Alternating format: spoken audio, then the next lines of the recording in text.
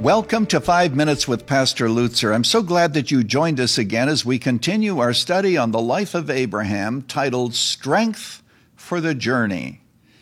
If you were with us in the last episode, you know that Abraham captured Lot and brought him back. He rescued Lot and a lot of other people whom some kings had taken captive. And now Abraham is coming back to the Jerusalem area, and he is met by a man by the name of Melchizedek. Melchizedek actually is a pre-incarnate manifestation of Jesus. He is king of righteousness. He is king of peace. Those designations belong only to Jesus. And Abraham pays him tribute and recognizes that spiritually this man is way above him. But there's another king that shows up, and you can read it there for yourself. It is the king of Sodom. And we know that his name is Bera because I think it's in verse 2, his name appears. And the king of Sodom is there to say, look, thank you so much, Abraham, for rescuing the people. You can keep the spoils, but give us the people. And among those people, of course, was Lot. And then we'll go back to Sodom. Abraham, however, is there and insists that he will take nothing of the spoils, lest this pagan king say that he made Abraham rich.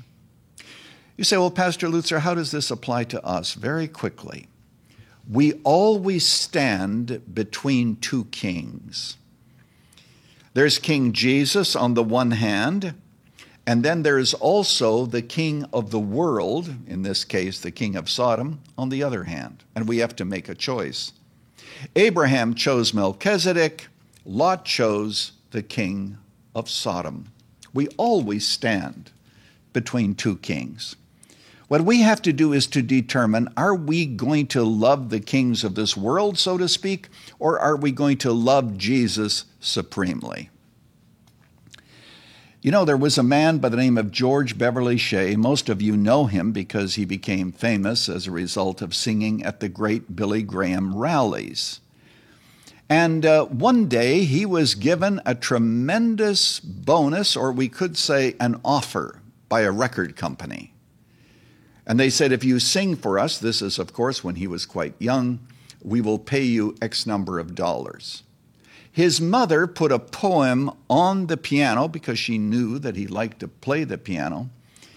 And he said, sitting there that morning, a melody came to him, and he put it into music.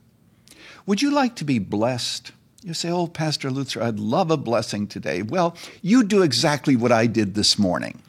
Go to Google, type in George Beverly Shea, and the song, I'd Rather Have Jesus, and listen to him sing it. I think nobody sings it like he does, and he says it is his testimony. We used to sing that song. We don't so much anymore, and I wrote it out this morning, but I don't know where that piece of paper is. I'm going to try to quote it, because it helps us to understand that as we stand between two kings, it is very important for us to know where our loyalty lies. Remember the song? I'd rather have Jesus than silver or gold. I'd rather be his than have riches untold.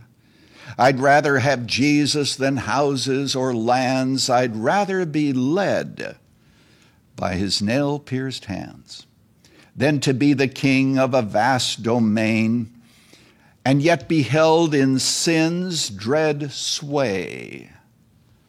I'd rather have Jesus than anything this world affords today. Is that your decision as we stand between the king of the world and King Jesus? That's where Abraham stood, and we know how he made his decision, and we also know how Lot made his decision. So Abraham goes with Melchizedek, Lot goes with the king of Sodom. Now I have to ask the question, what made them make those decisions? It all has to do with the human heart. You see, Lot's heart was in Sodom, so he followed his heart and his body ended up in Sodom. That's where his heart was.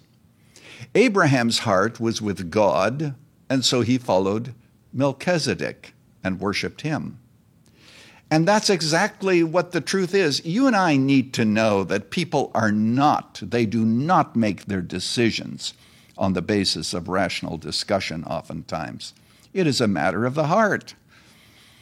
Was it not Woody Allen who said famously, "The heart wants what it wants"? Augustine, that great theologian and philosopher, in his book, The City of God, said something very interesting. He said that there are two different loves. There is a love for God to the exclusion of the love of the world, and there is a love of the world to the exclusion of the love for God. My friend, where do our loves lie? Where does our love lie? If you find your heart today cold toward God and you don't love him, get on your knees and ask him to change your heart so that you might love him more than the kings of Sodom. That's where we stand, and that's the decision that we have to make. I'll see you right here next time as we continue our study of the life of Abraham. But as for today, my friend, just go with God. Thanks for joining us for 5 Minutes with Pastor Lutzer. Moody Church Media exists to bring glory to God through the transformation of lives, and we believe this can happen through solid biblical teaching. Access our resources at moodymedia.org or follow us on Facebook at facebook.com/Moody Church Media. Join us next Monday as we continue to explore the deep truths of the Bible and the Christian faith together.